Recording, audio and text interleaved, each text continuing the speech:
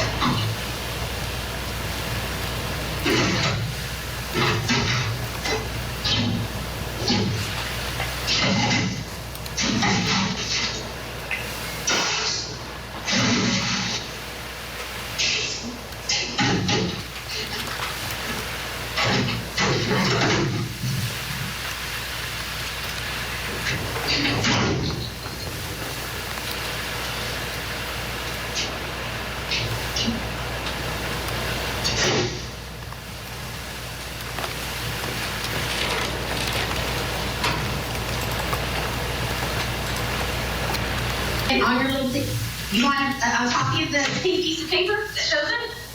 Call me. Call Detective Lacey. Call them.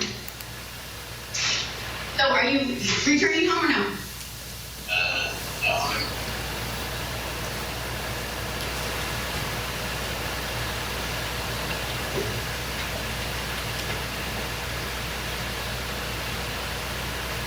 Nothing.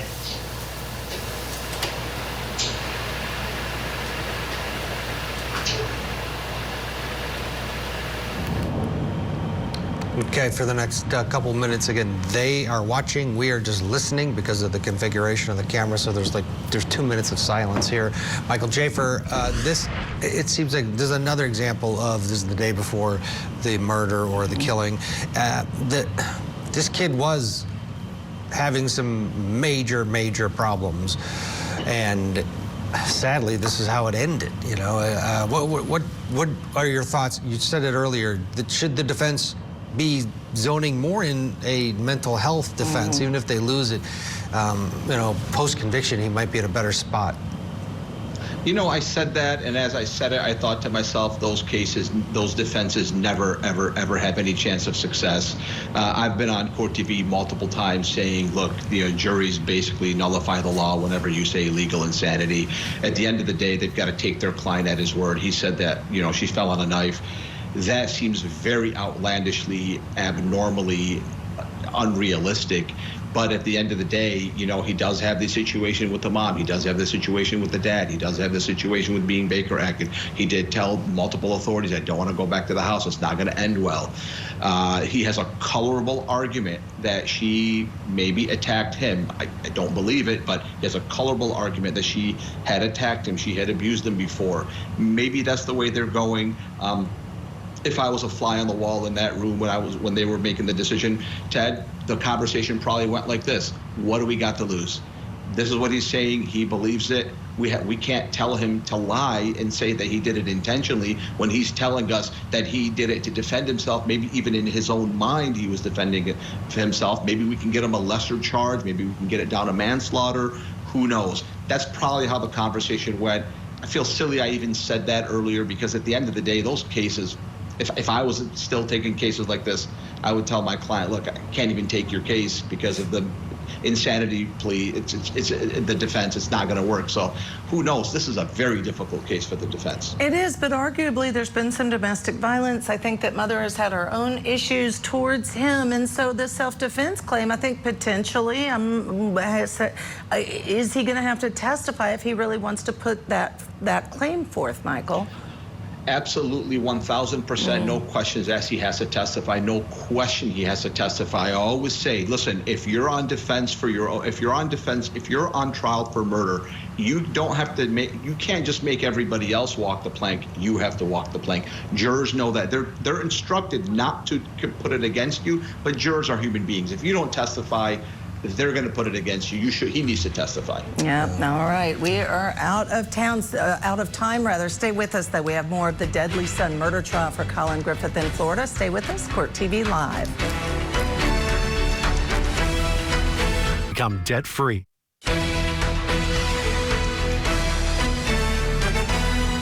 Welcome back to Court TV Live. I'm Judge Ashley Wilcott, of course, honored to be with you. We are tracking several major trials this afternoon here at Court TV. In Florida, day 3 of testimony is underway in the deadly son murder trial. 17-year-old Collin Griffith is accused of fatally stabbing his mom just months after he shot and killed his dad. And in New Jersey, sentencing is underway for a woman who pleaded guilty to killing and dismembering her landlord. Next in California, rapper A$AP Rocky is back in court today for day 5 of his felony assault trial. And just down the very same courthouse, day 3 of testimony is underway for the wife of a famous hairstylist. She's accused of killing him in order to run off with her lover and to get the life insurance payout. Of course, we'll keep you updated on all of these trials throughout the day. But for now, let's head back to Florida, where the jury is watching ring camera footage of Cathy Griffith, the mother. As a reminder, we're unable to show you the video. We are only allowed to bring the audio. So you're going to be listening to the audio of the mother. Look at the pictures. Okay, it doesn't matter. You were knowingly and you lied to me while they were here. I said, do you have him? You said no, and I don't know where he is. You said that to me. Okay, it doesn't matter. It doesn't matter because you still don't have eyes on him. He's talked to you. No, he's already talked to you because I can see where you guys have been talking. So if he's not here by 10 o'clock, I'm sending the cops. Oh, it is. It is. We're all losing our jobs, and he's losing everything. That's why I signed the car for myself. I need the money. So I'm taking the car. I'm taking everything. So I'm about to go up there and go and get the car because the car is mine. I have it in my name. The mobile notary name. I don't have to send you copies. I already sent you the title.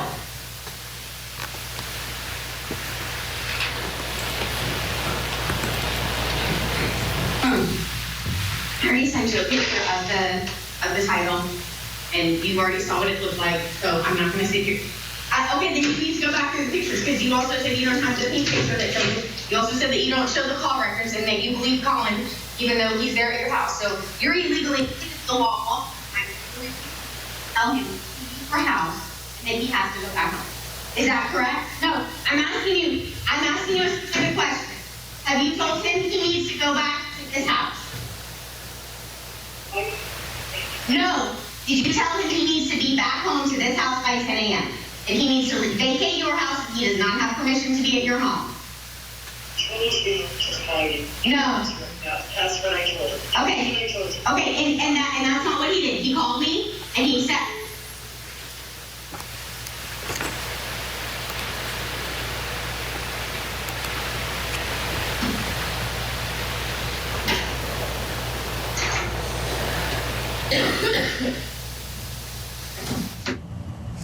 All right, just a reminder, we are listening to ring camera video, and we're not allowed to show the actual video. But this is before, obviously, the mother was killed, because that's her voice that you hear on the ring video. And we know leading up, there were different incidents, different things. We know, for instance, that her 17-year-old son was Baker acted, meaning he was restrained because he was threatening to kill her. A lot going on. Let's welcome our guest for this hour, trial attorney Marjorie Mesidor. Marjorie, tell me, first of all, thank you for joining us on this Friday. Great to see you as always.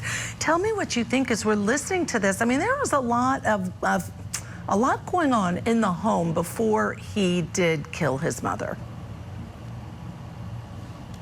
Well, it looks like before the actual act took place that there was a lot of heated arguments regarding chores, regarding responsibilities, etc. And that he had a long history of a prior domestic violence incident with his mother just in the prior November that also led to his arrest. So it seemed like this was an antagonistic type of relationship that was on and off, and that for whatever reason, when these two got together, sparks would fly.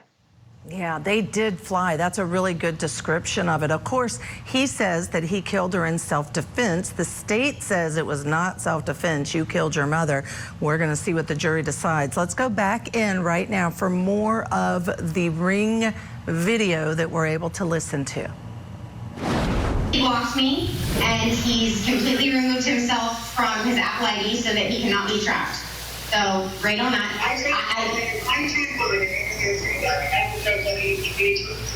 No, his phone is off. His phone is off now. I told you that. I said if he didn't get in the car and come home, that was what was going to happen. And you said I will make sure he is there by 10 a.m. I told you I was going to if you didn't do this. No, that's not what I said. His phone is still on right now. His service is working. He's not going to answer. He's not going to answer. I showed you. Oh, stop. Will you listen to me? Do you see the call log? He did not try to call Monique at all yesterday. He is lying to you. I sent you his entire call log. That's from AT&T. That's not from his iCloud account. That's from AT&T.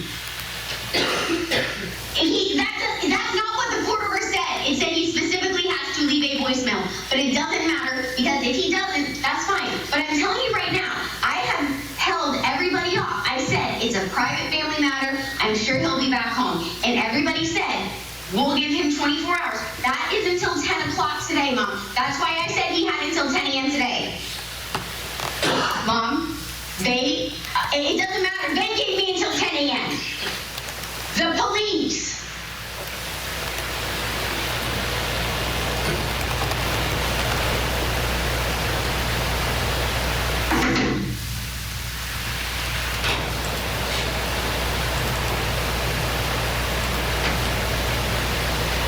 I'm not speaking to you anymore. Either my son is in my driveway at 10 a.m. or we're not talking anymore.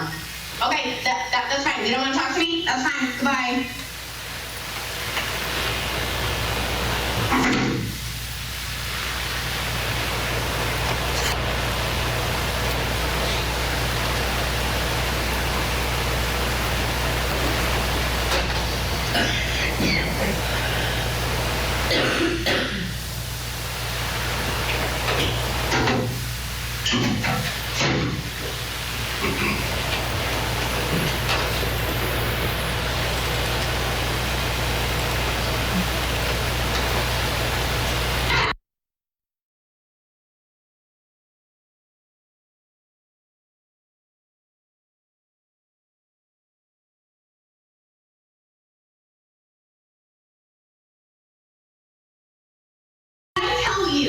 Did I tell you to let him stay at your house?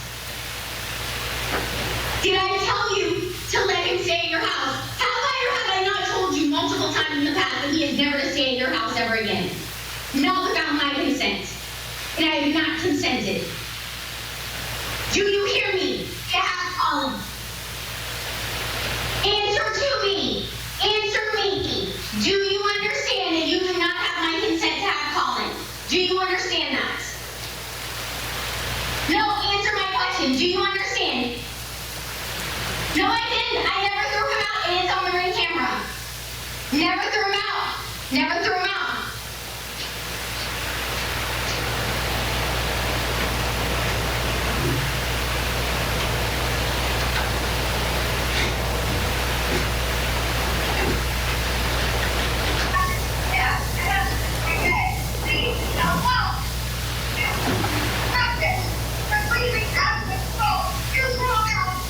Never throw him out.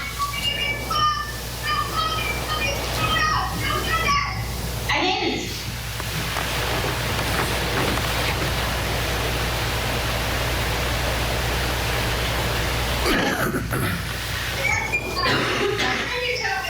You do not have in your home, Collin needs to be returned to me immediately. If when you arrive at your home, Collin is at your home, please inform him he needs immediately.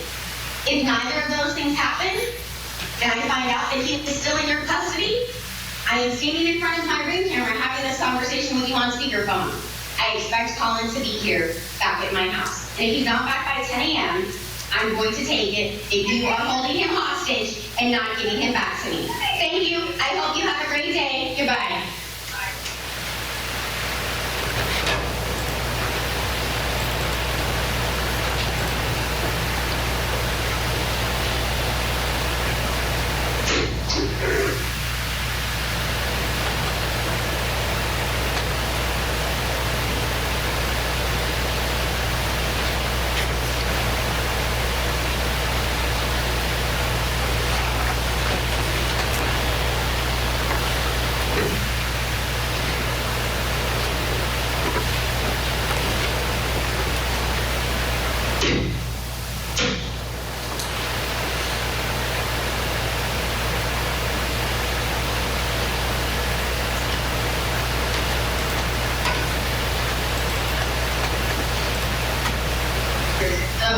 Officer with you, and I can drive your car, or you can drive the other Jetta, and I'll just call you. And I was like, okay.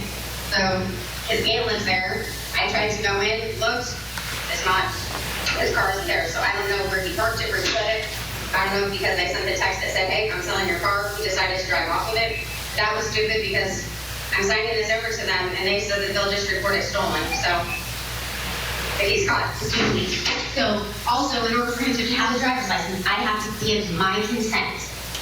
Okay, otherwise they have to wait until they're 18. The fact that his name is on the title is there. That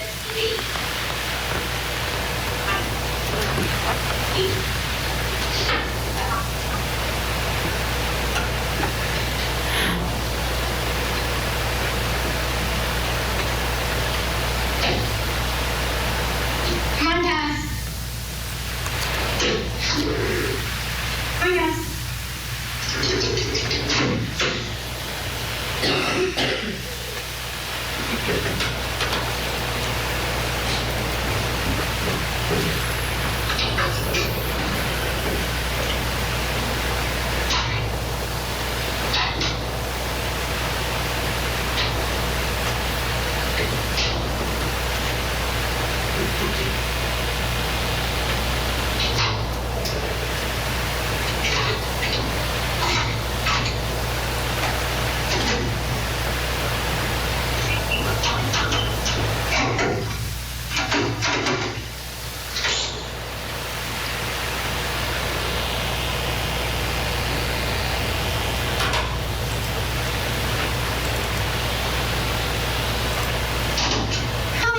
Cathy Griffith. I'm actually Collin Griffith's mom. I was just calling to confirm, did Collin quit yesterday? Collin Griffith, yeah. When he called in, I know he didn't show up to work yesterday. Did he quit yesterday as well? I just need to know.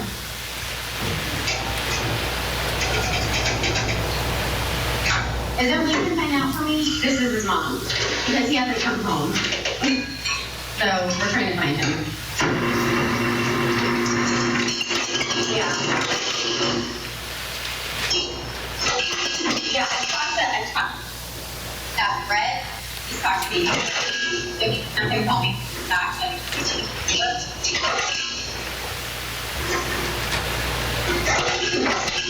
okay. Yeah, I just need to know Collin told him that he was quitting, or what he said. Collin was missing and hasn't been home in almost 24 hours. Okay, thank you. Thank you.